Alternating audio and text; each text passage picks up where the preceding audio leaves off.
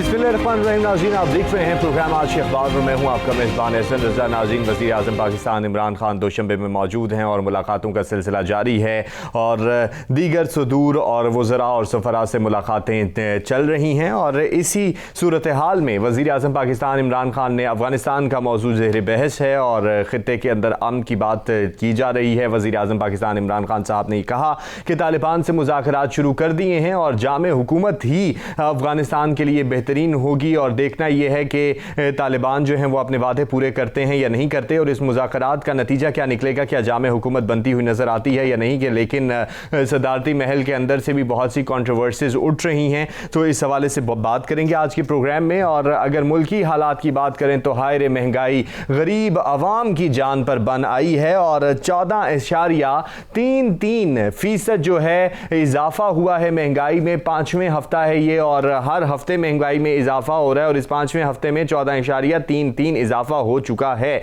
और आटे की कीमत में 140 जो है रुपए का इजाफा हुआ है। इतनी ज़्यादा महंगाई हो चुकी है तो गरीब आदमी खाएगा कहाँ से, पिएगा कहाँ से और जिएगा कैसे, अगर आटा भी महंगा हो गया है। और अगर देखा जाए पाकिस्तान की तारीख उठा के तो जो गंदुम बहरान रहा है वो बड़ी बड़ी हुकूमतों के लिए बड़ा ख़तरनाक रहा है। तो पीटीआई की सियासी मौत हो चुकी है, ऐसा कहा शहबाज शरीफ साहब ने। और उन्होंने कहा कि आइंदा आने वाले इलेक्शंस की जो तैयारी है वो भी हम कर रहे हैं। वर्कर्स कन्वेंशन से उन्होंने खिताब करते हुए कहा कि आइंदा आने वाला इलेक्शन भी आपका होगा और शफाफ इलेक्शन जो है वही मेरी मुफाहमत है, वही मेरी सियासत है। तो कितना शफाफ इलेक्शन होता है और इसके ऊपर बात करेंगे।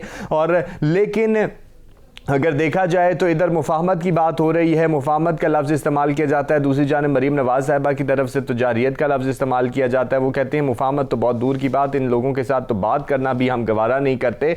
और ये एक सूरत हाल हमें बड़ी नज़र आई कि मुस्लिम लीग नून में कॉन्फ्रेंस बुलाई गई और मरीम नवाज साहिबा और दीगर जो थे वहाँ पर मौजूद थे, लेकिन शहबाज शरीफ साहब और हमजा शहबाज वहाँ पर मौजूद नहीं थे। नवाज शरीफ साहब ने वीडियो लिंक के ज़रिए से खिताब किया और कल जो है वर्कर्स कन्वेंशन हुआ तो वहाँ पर शहबाज शरीफ और थे और सूरत हाल आपके सामने रही और जिस तरीके से उन्होंने मुफाहमत की बातें की। बिलावल भुट्टो जरदारी साहब भी महंगाई हुकूमत को घर भेजने के लिए तैयार बैठे हुए हैं, पता नहीं भेज पाएंगे या नहीं भेज पाएंगे, लेकिन आज आपारा में उन्होंने कॉल दे दी है और इस कॉल पे देखना यह है कि अवाम भी निकल के आती है या नहीं निकल के आती, तो वो भी मंजर सामने आ जाएगा आज के दिन में ही।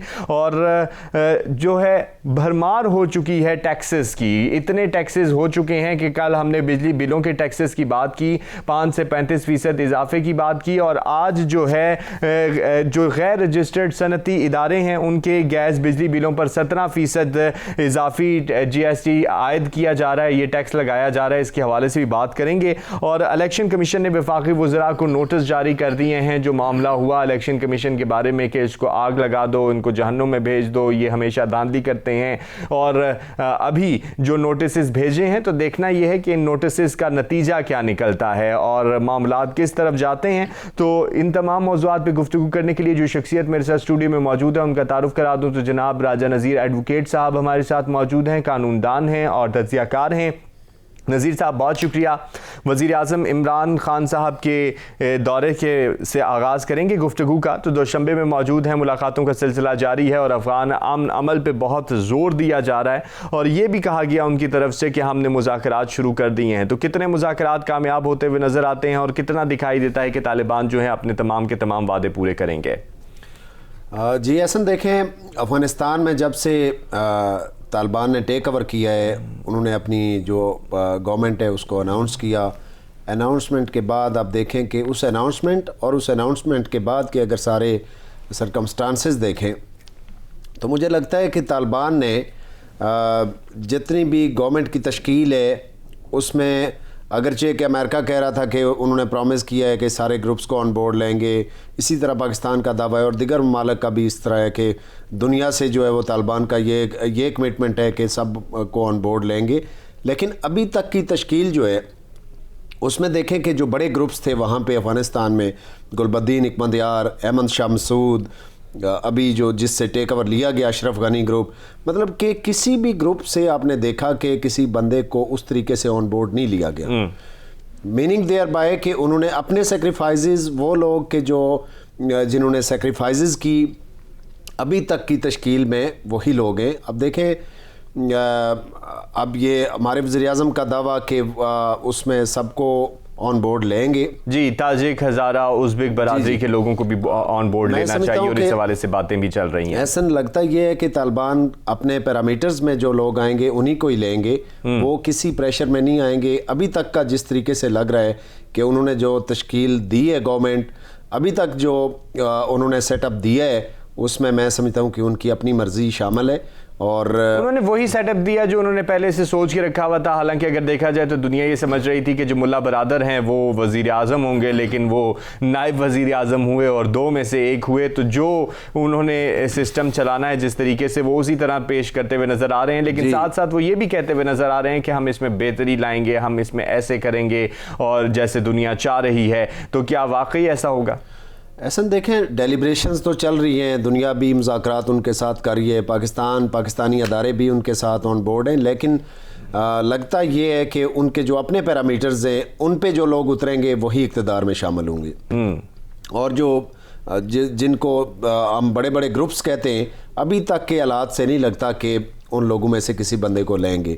لیکن یہ ہے کہ اچھی بات یہ ہے کہ ڈیلیبریشنز چل رہی ہیں اور افغانستان کا مستقبل, نیبرنگ کنٹری کا مستقبل اسی میں ہے کہ یہ ڈیلیبریشنز چلتی رہیں, اور اس میں مذاکرات کے ذریعے ہی اگر گورنمنٹ میں کسی کو آن بورڈ لیا جاتا ہے تو اس کو شامل کیا جائے, اور اس کو آگے بڑھنا چاہیے اس عمل کو. میں سر اس عمل کو آگے بڑھنا چاہیے, یہ بہت ضروری بھی ہے. لیکن اگر میں آپ سے یہ جاننا چاہوں کہ یہاں پر صورتحال تھوڑی سی چینج ہو جاتی ہے, جیسے آپ نے کہا کہ وہ بالکل ویسا ہی کر رہے ہیں جیسا ان کا اپنا مائنڈ سیٹ ہے اور جیسا ان کا اپنی سوچ ہے اور جو اپنا ان کا طریقہ کار ہے, اور انہی کے اپنے طریقہ کار میں انٹرنیشنل کلیشز بھی آتے ہیں اور ہوں گے, ظاہری بات ہے. لیکن اگر یہ کلیشز بڑھ گئے یا دنیا کا جو دباؤ ہے ان کے اوپر بڑھا کے جس طرح ہم کرنا چاہ رہے ہیں, مولڈ کرنا چاہ رہے ہیں اس طرح کریں, اور پھر وہاں سے ہوا کہ نہیں بالکل بھی ایسا نہیں ہوتا, تو پھر کیا صورتحال بنے گی؟ دنیا تسلیم کرے گی اسی طرح کہ نہیں؟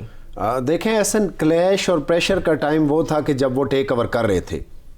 اگر اس وقت انہوں نے کسی پریشر کو ملحوظ نہیں رکھا اور دیکھیں کہ امریکہ کو وکیٹ کرنا پڑا, باقی طاقتوں کو وکیٹ کرنا پڑا, تو مجھے لگتا یہ ہے کہ اس طریقے سے وہ پریشر کو نہیں لیں گے. مین ان کی ول اور اپنی ان کی مرضی صحیح نہیں. آپ جس پریشر کی بات کر رہے ہیں, آپ جس پریشر کی بات کر رہے ہیں وہاں پہ تو زلمے خلیلزاد نے بھی انکشافات کیے ہیں کہ اگر اشرف غنی وہاں سے نہ جاتے تو جو انتقال اقتدار ہے وہ اچھے طریقے سے ہوتا, اس طریقے کی ہبڑ دبڑ نہ ہوتی وہاں پہ جس طرح کی صورتحال ہوئی, ایئرپورٹ کی کنڈیشن ہوئی اور دیگر معاملات, انٹرنل جو معاملات ان کے ہوئے. تو اگر اشرف غنی نہ وہاں سے فراری اختیار کرتے تو ایسا نہ ہوتا.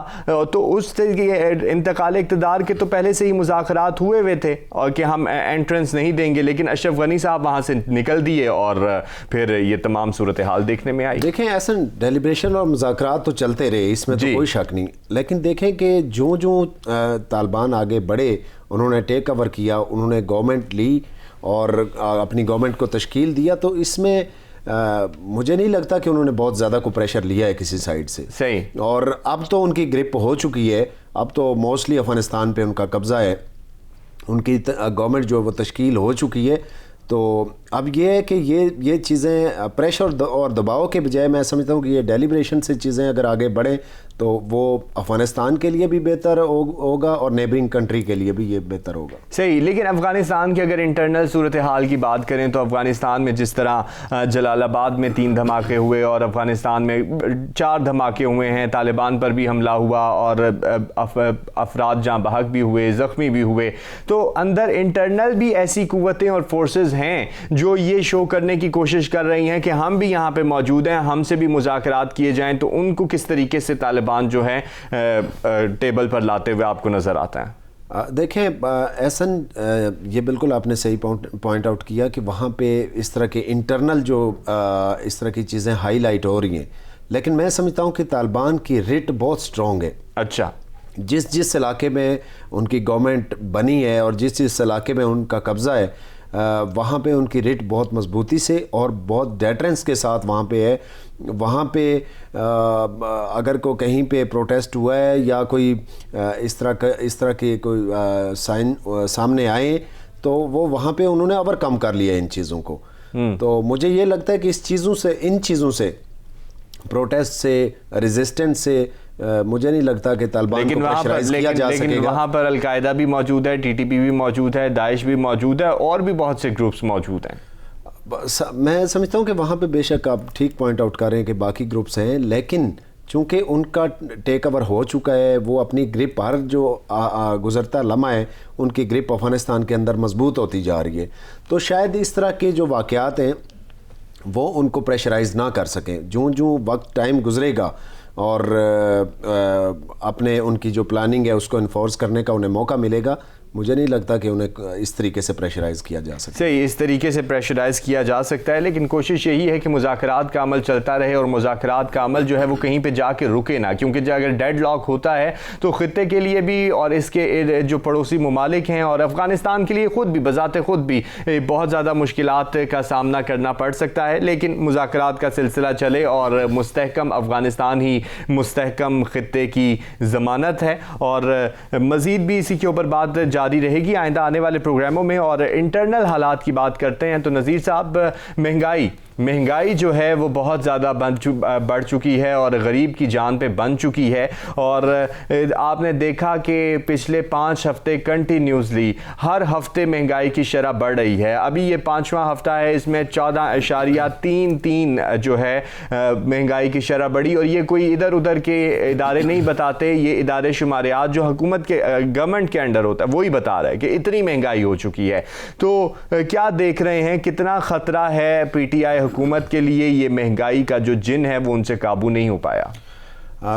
دیکھیں, ابھی افغانستان کی بات ہوئی احسن, تو میں سمجھتا ہوں کہ عمران خان صاحب کو عالمی مسائل میں, ٹھیک ہے عالمی مسائل کو بھی ساتھ لے کے چلنا پڑتا ہے, لیکن انہیں شوق جو ہے کہ عالمی مسائل میں اپنی ٹانگ زیادہ اڑانے کا اور اپنے ملک کا پتہ ہی نہیں. میں سمجھتا ہوں انہیں اپنے ملک پہ پہلے توجہ دینی چاہیے. دیکھیں انٹرنل حالات میں سمجھتا ہوں بہت گمبھیر ہو چکے ہیں, اور مہنگائی میں سمجھتا ہوں کہ 40-50 سالوں کی تاریخی سطح پہ پہنچ چکی ہے. جس شعبے میں بھی آپ دیکھیں, آپ بجلی کی قیمتیں دیکھیں, جب سے PTI گورنمنٹ آئی ہے 25ویں بار قیمتیں بڑھی ہیں. اس کے بعد جو لائف سیونگ ڈرگز ہیں 13 بار ابھی تک گورنمنٹ جو ہے وہ ریوائز کر چکی ہے, بڑھا چکی ہے, اور کئی دفعہ ایسی 15-15, 20-20 اور 25% جو ہیں وہ پرائسز رائز ہوئی ہیں. اور وہ دوائیاں جو زندگی بچانے کے لیے بہت ضروری ہوتی ہیں اور اسی ٹائم انسٹنٹ دی جائیں, وہ اتنی مہنگی ہو چکی ہیں کہ غریب آدمی بس میں نہیں رہا. اس کے بعد کھانے پینے کی, اب دیکھیں آٹا بنیادی چیز ہے, 140 روپے بڑھ چکا ہے, 140 روپے, دالیں, چینی, یہ بیسک نیڈز ہیں, اور ان میں یہ حال ہے. تو میں سمجھتا ہوں کہ اس سے تو عام جو فرد کی زندگی ہے وہ تو اجیرن بن کے رہ گئی ہے. آپ ایک سائڈ پہ ایک عام فرد کا جو ماہانہ انکم ہے یا ڈیلی انکم ہے اس کو دیکھیں, اور اس حساب سے اگر کمپیریزن کریں پرائسز کا, تو میں سمجھتا ہوں کہ امپاسبل ہے ان حالات میں کسی کو سروائیو کرنا. تو کنٹرول نہیں کر پا رہے, کیا وجہ ہے؟ دیکھیں وہی نااہلیت ہے. میں سمجھتا ہوں کہ اب دیکھیں, اب پہلے سٹارٹ میں ایک بات کرتے تھے کہ ہم نئے ہیں, ہمیں ایکسپیرینس نہیں ہے, لیکن 3 سالوں بعد تو یہ بات نہیں کرنی چاہیے. اب تو وہ نئے نہیں رہے, اب تو ایکسپیرینس بھی ہو گیا ہے, باقی گورنمنٹ کی پالیسیز بھی ان کے سامنے ہیں, اور لیکن اتنا زیادہ پرائسز جو ہیں ہر چیز کی, اور خاص کر کے پیٹرولیم مصنوعات, ابھی دیکھیں 5 روپے پر لیٹر پیٹرول اور 5 روپے سے زائد پر لیٹر ڈیزل پہ قیمتیں. سمری 1 روپے کچھ اشاریہ کی تھی, اور 5 کی منظوری. یہ جو پرائسز ہے نا, یہ صرف پیٹرول پہ نہیں اس کا اثر پڑتا, ٹرانسپورٹیشن ہر چیز کا تعلق پڑتا ہے, اس کا جو تعلق ہے ہر روزمرہ کی چیز سے, ٹرانسپورٹیشن پہ ہے, کرایوں پہ. عام سی چیز لے لیں, جس طرح کہ کسی نے سفر کرنا ہے تو اس کے کرایوں کے اوپر ہوگا, جو گاڑی میں بیٹھے ہوئے لوگ ہوں گے, جو گاڑی چلانے والے لوگ ہوں گے, وہ یہ کہیں گے کہ ہمیں پیٹرول مہنگا پڑ رہا ہے تو ہم کرائے کیوں نہ بڑھائیں. اور یہاں پر تضاد نظر آتا ہے, اگر منڈیوں میں چیزیں پہنچانی ہوں تو بھی ٹرانسپورٹیشن کے ذریعے سے ہے, اگر وہاں سے اٹھا کے لانی ہو تو بھی ٹرانسپورٹیشن کے ذریعے سے ہے. عام بندے کی بات کریں, عام بندہ کچھ نہ ہو تو اس کے پاس 70 کا کوئی پرانا ماڈل تو ہوگا, وہ اس میں پیٹرول تو ڈلواتا ہوگا, وہ کس طرح آئے جائے گا؟ بالکل احسن, یہ پیٹرولیم مصنوعات کے قیمتوں کی رائز نے ہر چیز پہ اثر ڈالا ہے. اور میں اب دیکھیں کہ جیسا آپ نے کہا کہ سمری 1 روپے کی تھی اور وزیر اعظم صاحب نے 5 روپے اس پہ جو پرائسز ہیں وہ بڑھائی ہیں پر لیٹر کے حساب سے. تو یہ میں سمجھتا ہوں بہت گمبھیر ایشو ہے, اور اس پہ دیکھیں کہ اگر میں کہتا ہوں کہ اپوزیشن یا کوئی بھی پی ڈی ایم کا اتحاد یا کوئی اس ایشو پہ اگر باہر نکلتے ہیں تو میں سمجھتا ہوں کہ یہ عمران خان صاحب کے لیے بہت بڑا مسئلہ بنے گا. صحیح, الارمنگ سچویشن بن رہی ہے, الارمنگ سچویشن بن رہی ہے, ہر گھر کی آواز ہے. بریک پر جا رہے ہیں, واپس آتے ہیں تو بات کریں گے. پاکستان پیپلز پارٹی جو ہے آج مہنگائی کے خلاف احتجاج کرنے جا رہی ہے. اپارا انہوں نے کال دی ہے, عوام آتی ہے یا نہیں ان کے ساتھ, ہمارے ساتھ رہیے گا.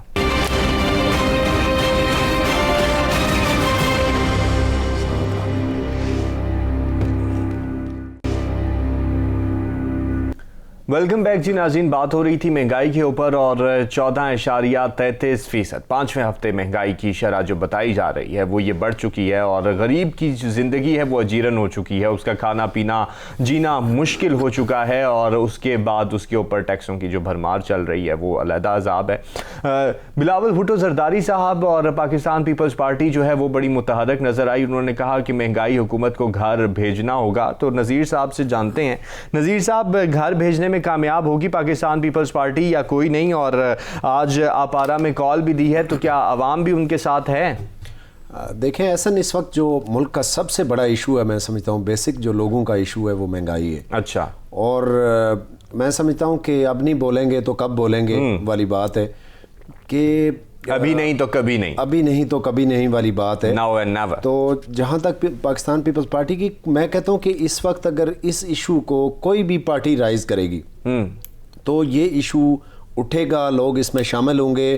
اور اسلام آباد جیسے شہر کے اندر تو آلریڈی جو بے روزگار کیے ہوئے انہوں نے لوگ ہیں 20,000 جو ابھی ریسنٹلی جو سپریم کورٹ کے ایک ڈیسیژن کے بعد بے روزگار ہوئے ہیں وہ یہاں پہ بیٹھے ہوئے پروٹیسٹ کر رہے ہیں. باقی دیگر شعبہ زندگی کے لوگ یہاں پہ پروٹیسٹ کر رہے ہیں. تو میں یہ سمجھتا ہوں کہ یہ چونکہ ایک برننگ ایشو ہے, ایک بیسک ایشو ہے, اس پہ لوگ شامل ہوں گے اور یہ پروٹیسٹ آگے بڑھے گا. اور یہ پاسبل ہے کہ یہ تحریک اسی سٹیپ سے یہ آگے بڑھے اور پورے ملک کے اندر پھیلے, کیونکہ یہ عام آواز ہے, لوگ عام بندے کی آواز ہے, عام بندے کی مشکل ہے, یہ ہر بندے کا ایشو ہے.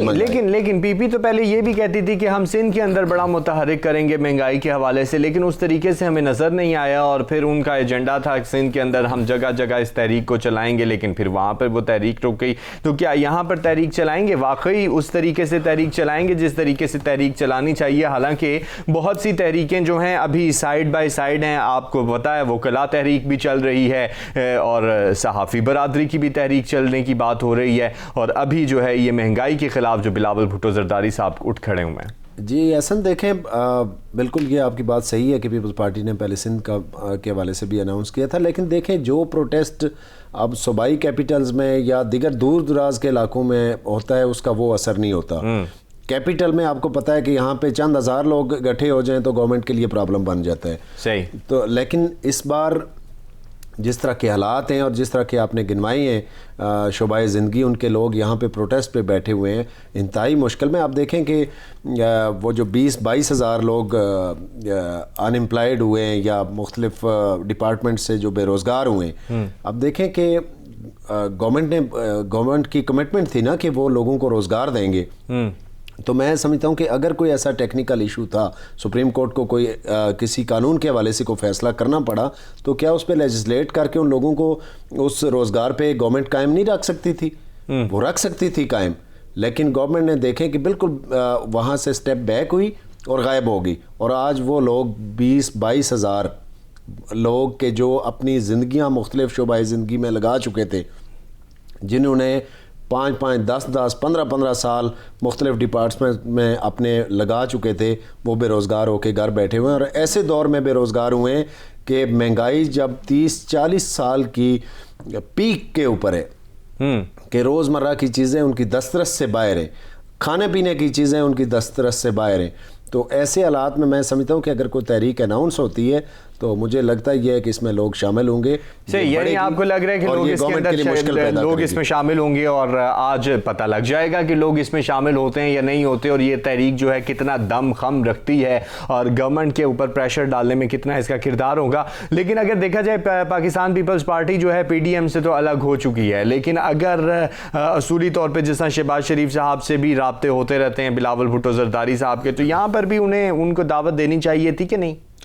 دیکھیں ایسا یہ میں سمجھتا ہوں کہ اس میں دعوت دینی چاہیے، لیکن یہ دعوت سے بالا ایک چیز ہے. یہ کسی ایک پارٹی کا ایشو نہیں ہے، یہ ہر فرد کا ایشو ہے. یہ نہیں، لیکن اگر دعوت دیتے تو ذرا ماحول مزید زبردست قسم کا کریٹ ہوتا ہے نا. ایسن یہ بگننگ ہے اور یہ آگے بڑھے گی یقیناً اپوزیشن کی جماعتیں آپس میں ایک دوسرے سے کوارڈینیٹ کریں گی، کیونکہ یہ برننگ ایشو ہے. اور اگر اس بار اپوزیشن اس پہ خاموش رہتی ہے تو لوگوں کی امید ٹوٹے گی. تو میں یہ سمجھتا ہوں کہ یہ اپوزیشن کی جماعتوں کو اکٹھا ہونا پڑے گا اس ایشو پہ. اگر اکٹھے نہیں ہوں گے تو لوگ کسی اور سائڈ پہ دیکھنا شروع ہو جائیں گے، کیونکہ یہ بیسک ایشو ہے. اس وقت سب سے بنیادی ایشو اس وقت پاکستان کے عوام کا مہنگائی ہے، جو میں سمجھتا ہوں کہ ابھی آپ نے چند ہفتوں کے اعداد و شمار دیے کہ جس میں 14.33% جو ہے وہ مہنگائی بڑھی ہے. اگر اوورال 3 سالوں کی پرفارمنس آپ دیکھیں تو کئی ایسی چیزیں جو 200-300% مہنگی ہوئی ہیں. تو میں سمجھتا ہوں کہ اس حساب سے اگر یہ جیسے ابھی جس طرح آٹا ہے، گندم بحران ہے، تو اگر ہم پاکستان کی تاریخ اٹھا کے دیکھ لیں تو بڑی بڑی حکومتوں کو اس گندم بحران کی وجہ سے جانا پڑا اور گندم کی قیمت کی وجہ سے جانا پڑا. یہ آپ بھی جانتے ہیں اور عوام بھی جانتے ہیں. بالکل احسن، وہ تو ایک شاید کو بحران تھا کسی ایک آئٹم کا، اب تو ہر چیز کا بحران ہے. اچھا، اب آٹے کا بحران ہے، گندم کا بحران ہے، چینی کا بحران ہے، پیٹرول کا بحران ہے. کس چیز کا بحران نہیں ہے؟ کوئی ایک چیز بتائیں کہ جس میں گورنمنٹ نے پرفارم کیا ہو. اور ہر گزرتے لمحے اور ہر گزرتے دن کے ساتھ مشکلات بڑھ رہی ہیں. صحیح، ہر گزرتے دن کے ساتھ مشکلات بڑھ رہی ہیں. اور دیکھنا یہ ہے کہ آج جو اپارا کال دی گئی ہے یہ تحریک کی شکل اختیار کرتی ہے یا نہیں کرتی. بلاول بھٹو زرداری صاحب نے تو کال دے دی ہے، اب دیکھنا یہ ہے عوام بھی ان کے ساتھ نکلتے ہیں یا نہیں نکلتے، کیونکہ امیدوں کا محور و مرکز کون بنتا ہے آنے والے دنوں میں پتہ چل جائے گا. شہباز شریف صاحب بڑے متحرک نظر آئے. کل انہوں نے سیال کوٹ جو ہے ورکر کنونشن سے خطاب بھی کیا اور انہوں نے کہا کہ شفاف الیکشن چاہتے ہیں اور یہی میری مفاہمت ہے. اور پی ٹی آئی کی جو سیاسی موت ہوئی کنٹونمنٹ بورڈ کے اندر اور جو ہے بہت زیادہ ووٹ دیا گیا، ٹرن آؤٹ رہا پنجاب کے اندر نون لیگ کا، تو کیا آئندہ آنے والے دنوں میں کامیابی نظر آتی ہے نون لیگ کی؟ دیکھیں ایسن سٹرگل تو کر رہے ہیں نون لیگ والے، اور جو لوکل الیکشن ہے اس میں ان کی پرفارمنس کافی بہتر ہے.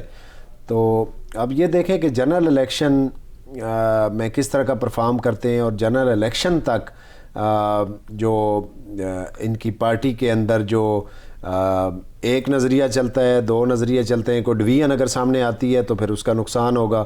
اگر یہ یونائٹ اپنے آپ کو کر لیتے ہیں اور ون مین شو رہتا ہے، کسی ایک کے ہاتھ میں سارا کنٹرول رہتا ہے، تو شاید کو بہتری آئے. لیکن ایک چیز ہے کہ جو نون لیگ کا جو ورکر ہے وہ میاں صاحب کو واپس دیکھنا چاہتا ہے. اچھا، جب تک میاں صاحب واپس نہیں آئیں گے میں سمجھتا ہوں کہ یہ بے شک مومنٹ جس طریقے سے بھی چلائیں، اور شہباز شریف صاحب کی جتنی بھی مفاہمت رہے وہ مفاہمت کارگر نہیں ہوگی، وہ کارگر نہیں ہوگی، کیونکہ ورکر ہر پارٹی کا ورکر چاہتا ہے کہ اس کی جو قیادت ہے اس کے درمیان میں ہو، اور جب درمیان میں نہیں ہوتا تو ڈیفینیٹلی اس کا فرق پڑتا ہے. تو میں سمجھتا ہوں کہ اگر تو میاں صاحب واپس آئے تو کافی بہتری آ سکتی ہے.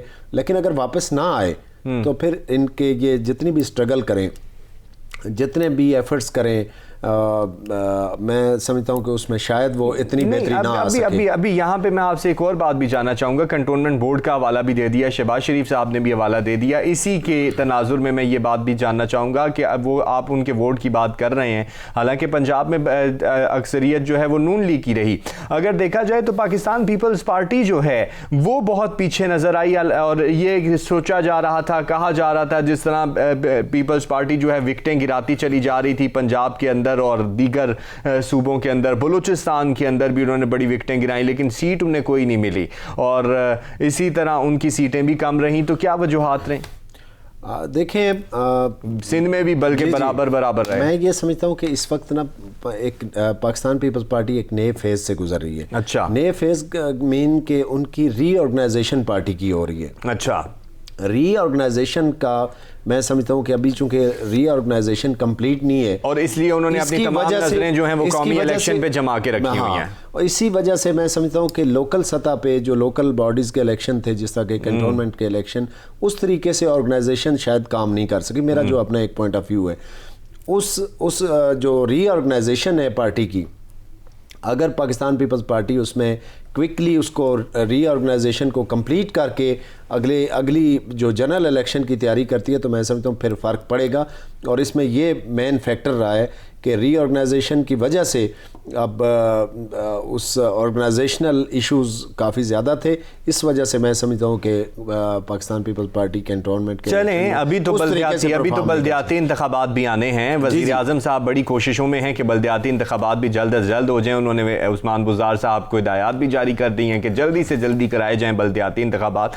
तो वहाँ पर क्या सूरत हाल नज़र आती है। लेकिन वापस उसी तरफ आते हैं, नून शीन की बात हो रही थी, तो नून शीन मीम की जो सियासत आपको नज़र आती है अभी की सूरत हाल है, कोई बहुत पुरानी बात नहीं है। मुस्लिम लीग नून में कॉन्फ्रेंस हुई और नवाज शरीफ साहब ने वीडियो लिंक से खिताब किया। मरीम नवाज साहिबा वहाँ पर मौजूद थी, लीड कर रही थी। शहबाज शरीफ साहब और हमजा शहबाज वहाँ पर मौजूद नहीं थे, दीगर जो कायदीन थे मौजूद थे। और इसी तरह अभी सियालकोट का दौरा हुआ और वहाँ पर शहबाज शरीफ साहब थे, लेकिन इस तरफ के लोग नहीं थे। ख्वाजा आसिफ साहब ने भी खिताब किया और उन्होंने सारे अरेंजमेंट्स कराए। तो ये जो आपस की धड़ेबंदी है, वो लाख कहें कि हम एक हैं, लेकिन लोगों को नज़र आना शुरू हो गया, तो ये कितना ख़तरनाक साबित हो सकता है? हसन, मैंने पहले कहा ना कि जब तक मियाँ साहब ख़ुद मौजूद दरमियान में नहीं होंगे, ये जितने भी क्लैरिफिकेशन इसकी करें कि कोई नून शीन मीम नहीं है, उसकी परसेप्शन ज़रूर पैदा होगी। अब और फिर जिस तरह के इवेंट्स हो रहे हैं कि एक जगह पे अगर मरियम जा रही हैं तो वहाँ पे शहबाज नहीं है, अगर शहबाज शरीफ वहाँ कहीं पे जा रहे हैं तो मरियम नहीं है। तो ये चीज़ें बेशक क्लैरिफिकेशन दें, बार बार स्टेटमेंट्स दें, लेकिन इसके बावजूद शायद ये लोगों के माइंड से क्लियर ना कर सकें। लेकिन अगर मियाँ साहब वापस आ जाते हैं तो फिर शायद ये मीम, नून, शीन, ये जो भी नहीं, वो तो वीडियो लिंक के ज़रिए से उनके दरमियान मौजूद है ना, अपने वर्कर्स के दरमियान वीडियो लिंक के ज़रिए से मौजूद है। उनकी बीमारी ख़त्म होती दिखाई देती है।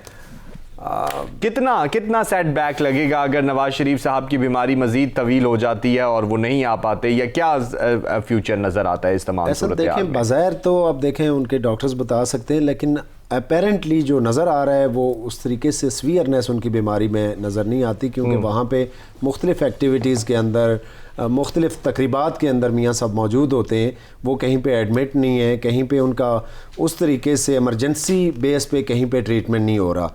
तो ये सारी चीज़ें पाकिस्तान के अवाम भी देख रहे हैं। तो इसका फिर यही फिर वो जो होता है ना कि डील करके शायद कोई गए हैं बाहर और किसी ख़ास टाइम तक वो बाहर रहेंगे, ये परसेप्शन स्ट्रॉन्ग हो रहा है। सही, अगर वो वापस आ जाते हैं तो ये सारा निगेट हो जाता है और फिर उसके बाद पार्टी के अंदर भी यूनिटी आ जाती है। उनकी तमाम एक्टिविटीज़ जो है गवर्नमेंट के लिए कितना खतरनाक हैं? देखें, एक्टिविटीज़ मियाँ साहब के होते हुए और है उनकी उसकी पोजीशन, और मियाँ साहब जब नहीं है तो उसकी और है। अच्छा, फिर वो अपनी सर्वाइवल के लिए एक्टिविटीज़ तो करेंगे, सही, लेकिन शायद जनरल इलेक्शन में वो रिज़ल्ट ना ले सकें मियाँ साहब की गैर मौजूदगी में। वो जो डिवीज़न जिसकी बार बार तरदीद नून लीग करती है, शायद वो डिवीजन ना भी हो, लेकिन लोगों के माइंड से उसको नहीं हटा सकेंगे। सही, लोगों के माइंड से नहीं उसको हटा सकेंगे। आने वाले वक्तों में पता चलेगा कि किसके हवाले से कितना टर्न आउट रहता है, क्योंकि सब जमातों की नज़र जो है वो बल्दियाती इलेक्शन से भी ज़्यादा कौमी इलेक्शन के ऊपर है। और ये तो इलाकाई सतह के, लोकल सतह के हैं मामलात, और कौमी इलेक्शन पर नजर जमाए सब बैठे हैं। देखना ही है क्या होता है। ब्रेक पर जा रहे हैं, वापस आएंगे तो मज़ीद टैक्स लग चुके हैं गैर रजिस्टर्ड सनती इदारों के लिए, तो उसके ऊपर बात करेंगे। हमारे साथ रहिएगा। वेलकम बैक जी। टैक्सों की भरमार हो चुकी है और फिर भी हुकूमत का हमेशा ये गिला रहता है कि टैक्स नहीं इकट्ठे हुए, FBR जो है उसकी कारकर्दगी सामने नहीं आ रही और टैक्स जो है हमारे पास आ नहीं रहे। और अभी जो नॉन रजिस्टर्ड छोटी सनतें हैं उनके ऊपर 34% और जो बड़ी सनतें हैं उन पर 17% टैक्स जो है आयद करने की बात की गई है। तो नज़ीर साहब, टैक्सेस की भरमार हो चुकी है। आपने देखा 34% जो है छोटी सनतों पे, 17% बड़ी सनतों पर। तो किस तरीके से इस सूरत हाल को देख रहे हैं? लेकिन हुकूमत के गिले अपनी जगह वहीं कायम दायम है कि टैक्स नहीं जी, रेवेन्यू नहीं जनरेट हो रहा। ऐसा देखें, खान साहब का एक बड़ा मशहूर कॉल हुआ करता था कि अगर टैक्स लगा के गवर्नमेंट चलानी है तो ये तो कोई सिंपल सी बात है, हम टैक्स लगा के तो कोई भी आके गवर्नमेंट चला सकता है। अच्छा, तो हम भी अब पूछते हैं कि अगर टैक्स लगा के निज़ाम चलाना था तो आप में और पहले वाले हुक्मरानों में क्या फ़र्क हुआ? आपने तो उससे दुगना चुगना टैक्स कर दिया। پھر بھی گورنمنٹ نہیں چل رہی, پھر بھی آپ مہنگائی کو کنٹرول نہیں کر پا رہے. وہ کنٹینر کے جو حالات و واقعات تھے وہ تو سب نے دیکھے اور تمام صورتحال دی, بلکہ وہ تو جب ابھی اپنے دورے پر تھے تو وہاں پر بھی شعر و شاعری ہو گئی, تو جس میں انہوں نے کہا کہ شعر و شاعری بعد میں کریں گے اور دیکھیں گے کہ کیا صورتحال بنتی ہے. ایسا دیکھیں حالات دیکھنا اور بات ہے, میں سمجھتا ہوں کہ اس سے پوری قوم کو سیکھنا چاہیے کہ اس طرح کے سہانے خوابوں کے پیچھے بھاگنے کے بجائے اب سہانے خواب دکھائیں, ضرور خواب دکھانے چاہیے خواب کے ذریعے, لیکن خواب دکھا کے مس گائیڈ لوگوں کو نہ کریں. میں وہی کہہ رہا ہوں کہ خوابوں کی تعبیر بھی ہونی چاہیے اور جھوٹے خواب دکھا کے لوگوں کو گمراہ بھی نہیں کرنا چاہیے. سارے خوابوں کی تعبیر نہ صحیح, کچھ خوابوں کی تو تعبیر ایک خواب کی تعبیر ہو جاتی. اگر خوابوں کی تعبیر نہ ہو تو بندہ ٹوٹ جاتا ہے. سر بالکل صحیح کہہ رہے ہیں, بندہ بھی ٹوٹ جاتا ہے, قومیں بھی ٹوٹ جاتی ہیں اگر خوابوں کی تعبیر نہ ہو. تو خان صاحب سے یہی ریکویسٹ ہے کہ جو خواب آپ نے بڑے سہانے خواب دکھائے تھے کہ پاکستان ایسا ہوگا, نیا پاکستان, بالکل نیا پاکستان, اس میں ٹیکسیشن کا اس طرح کا نظام ہوگا, ٹیکس لگا کے ہم نہیں چلیں گے, ہمارے پاس تو بڑے اس قوم میں بڑا پوٹینشل ہے, ہم فلاں فیلڈ سے جو ہے وہ اس کو اوپر اٹھائیں گے, اوپر سے پتہ نہیں کدھر اوپر اٹھائیں گے. ابھی تو اوپر مہنگائی جا رہی ہے, باقی تو آپ کے سامنے ہے کہ کیا اوپر اٹھا. اگر اس وقت تک 3 سالوں میں اگر کوئی چیز اوپر اٹھی ہے تو وہ صرف مہنگائی ہے, وہ صرف ٹیکسیشن ہے جو اوپر اٹھی ہے. اب دیکھیں ٹیکسیشن ٹھیک ہے, ایک ٹیکس ریفارم ضرور ہونی چاہیے, لیکن جسٹ ٹیکس کی ریشو بڑھانے سے ٹیکسیشن ریفارم ایک اور چیز ہے کہ اس میں جو نان پیئنگ لوگ ہیں, نان ٹیکس پیئنگ لوگ ہیں, ان کو اس سرکل کے اندر لائیں. لیکن ٹیکس کی ریشو کو بڑھانا ایک دوسری چیز ہے. ٹیکس کی جب ریشو بڑھے گی اس کا مہنگائی ہوگی اور ہر آپ دیکھیں کہ جس طرح ابھی ٹیکسیشن انہوں نے کی ہے صنعتوں پہ, تو کیا اس کا اثر نہیں پڑے گا. یہاں پہ میں ایک وہ ٹپیکل سا جملہ بھی بولا, آپ چھوٹی منڈی میں چلے جائیں نا تو وہاں سے کوئی چیز خریدنے لگے تو وہ کہتے ہیں جی مہنگی آئی ہے, تو ہم آگے سے کہتے ہیں جی کتھوں مہنگی ہے, تو وہ آگے سے کہتے ہیں سانو پچھوں مہنگی پہنتی پئی ہے. ٹھیک ہے, تو یہ سچویشن بن رہی ہے کہ اگر آپ چھوٹی صنعتوں کے اوپر 34% جو ہے وہ ٹیکس بڑھا رہے ہیں, 34% ٹیکس بہت بڑی ریشو ہوتی ہے. حالانکہ دیکھا جائے تو دنیا میں نذیر صاحب چھوٹی صنعتوں کو فروغ دیا جاتا ہے. اگر ہم چائنا کو ہمیشہ وزیر اعظم صاحب ماڈل کہتے رہے ہیں, تو اگر چائنا کی طرف دیکھا جائے تو انہوں نے تو اپنی چھوٹی صنعتوں کو بہت زیادہ فیسیلیٹیٹ کیا, چھوٹی صنعتیں لگائیں, بلکہ انہوں نے جو ان کے گاؤں اور جو ان کے بیک ورڈز ایریا تھے, حالانکہ اب تو پورا چائنا بیک ورڈ نہیں رہا, تو ان ایریاز کے اندر بھی چھوٹی صنعتوں کو انہوں نے لگا کے کہا کہ آپ یہیں پہ کام کریں, آپ شہروں کا رخ نہ کریں. لیکن ہمارے ہاں چھوٹی صنعتوں کو اس طریقے سے سپورٹ بھی نہیں کیا جا رہا, اور اب 34% اور بڑی پہ 17%. ایسا دیکھیں اگر یہ گورنمنٹ باقیوں سے ڈیفرنٹ تھی تو کوئی نئی پروڈکشن لاتی, کوئی نئی ایسی جگہ کہ جہاں سے پروڈکشن بڑھتی, آپ کی ایکسپورٹ بڑھتی, تاکہ اس میں سے قوم کا جو ہے انکم بڑھتا, نہ کہ آپ ٹیکسیشن دوسرے لفظوں میں دوسرے قوم کی جیب پہ کٹ لگا کے آپ ان سے پیسے لے رہے ہیں. اب یہی ہے نا, یہ کوئی پروڈکشن تو نہیں ہے.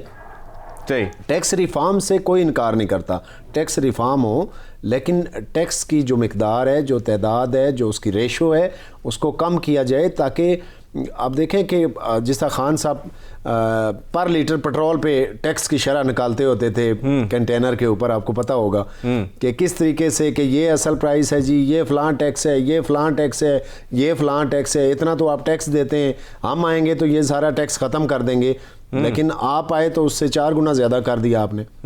یعنی آپ کا آنا اور ٹیکسوں کا بڑھ جانا. تو یہ بڑا گمبھیر ہے کہ لوگ پیچھے بھاگ پڑے تھے کہ شاید کو آگے اچھی منزل آنے والی ہے, لیکن مشکلیں بڑی ہیں, مہنگائی بڑی ہے, ٹیکسیشن بڑی ہے, جس سے عام لوگوں کی جو مشکل ہے وہ نہیں. اب تو آپ عام لوگوں میں چلے جائیں تو وہ یہی کہتے ہیں کہ یہ کب جائیں گے اور کیا معاملات ہوں گے, اور ہم نے بڑا مشکل دور دیکھا ہے. لیکن جو وفاقی وزراء ہیں وہ تو کہتے ہوئے نظر آتے ہیں کہ آمدنی بڑھ گئی ہے جی ہمارے ملک میں.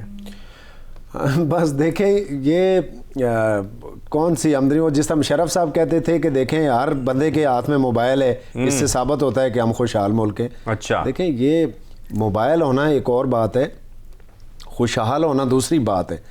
دیکھیں وہ پر انکم بندے کا دیکھیں ڈیلی کا, منتھلی اور ایئرلی, اس کے انکم کو کمپیئر کریں مہنگائی سے, پھر آپ کو سمجھ آئے گی کہ کیا کنڈیشن ہے کہ اس وقت جو عام ایک مزدور کی انکم ہے 15, 16, 17, 18 ہزار, اس میں سے آپ دیکھیں کہ کس طریقے سے وہ بندہ سروائیو کر سکتا ہے, وہ اپنا کھانا پینا کیسے پورا کر سکتا ہے, وہ بلز کیسے پے کر سکتا ہے, وہ دیگر اپنے جو بیسک نیسیسٹیز ہیں کیا اس 15-20 ہزار میں وہ پوری کر سکتا ہے. یقیناً اس کا جواب ہے کہ نہیں کر سکتا. ان حالات میں, اس انکم میں, مہنگائی کی اس ریشو میں ایک عام بندے کو زندگی بسر کرنا امپاسبل ہو چکا. صحیح, بہت مشکل ہو چکا ہے. ٹیکس ریفارمز بہت ضروری ہیں, ٹیکس نیٹ کو بڑھانا بہت ضروری ہے. جو ارد گرد بیٹھے ہوئے لاکھوں اربوں کروڑوں روپے کما رہے ہیں ان کے اوپر ٹیکس کو بڑھانا ضروری ہے, لیکن جو غریب لوگ ہیں اور ان کے اوپر بھی ٹیکس لگ جائیں گے, اور پھر ان تمام چھوٹی بڑی صنعتوں کا تعین کرنا بھی بہت ضروری ہے, تو تاکہ مہنگائی کی جو شرح ہے اس میں مزید اضافہ نہ ہو, کیونکہ مہنگائی آلریڈی ہے اور اس طرح کے ٹیکسز سے مہنگائی میں مزید اضافہ ہو سکتا ہے. اور ایسا دیکھیں کہ اس گورنمنٹ میں اگر دیکھیں تو ان پہ جو بڑے بڑے ٹیکس پیئرز ہیں ان کو مختلف ایمنسٹیز دی گئی ہیں, ان کو سہولیات فراہم کی جا رہی ہیں. جو چھوٹے صنعت کار ہیں, جس طرح آپ نے پوائنٹ آؤٹ کیا, چھوٹی چھوٹی انڈسٹریز ہیں, چھوٹے چھوٹے جو یونٹس ہیں جس سے ایک انڈیویجول مضبوط ہو سکتا ہے, اس کو تو اس کے لیے تو مشکلات پیدا کر دی ہیں, اس کے لیے مشکلات ہو گئی ہیں. ان کے لیے آسانیاں پیدا کرنا زیادہ ضروری ہیں, کیونکہ جتنی چھوٹی صنعتیں مضبوط ہوں گی اتنے ہی ملک جو ہے ترقی کرے گا اور مہنگائی کی شرح میں بھی کمی واقع ہونے کے اثرات جو ہیں وہ سامنے آ سکیں گے. تھوڑی سی الیکشن کمیشن کے حوالے سے بات کرتے ہیں. الیکشن کمیشن کا جو معاملات چلتے رہے, ای وی ایم کی صورتحال آپ کے سامنے رہی, پھر وفاقی وزراء اور وہ جناب بل پیش کیا گیا, اور پھر جہنم اور یہ اور وہ اور دھاندلی کی باتیں, الزامات اتنے ڈھیر. الیکشن کمیشن نے بھی نوٹس لے لیا جی, اور یہ نوٹس کتنی اہمیت رکھتے ہیں قانونی پہرائے میں, یہ بتائیے گا. دیکھیں احسن خان صاحب کی کس بات کو بندہ یاد کرے. بڑا ایک خوبصورت لیکچر ہوتا تھا کہ ادارے اس طریقے سے بنائے جاتے, ہم آئیں گے تو اداروں کو ایسے ڈیولپ کریں گے. جو آئینی ادارے ان کو ہمیشہ خراب کیا گیا, اور خاص کر کے 20-30 سالوں کی ایگزامپلز ہوتی تھی کہ اس طریقے سے اداروں کو تباہ کیا گیا. ہم آئیں گے تو اداروں کو سیدھا کریں گے, اور ایسا سیدھا کریں گے کہ دیکھیں وفاقی وزیر کہتے ہیں کہ الیکشن کمیشن کو آگ لگا دیں.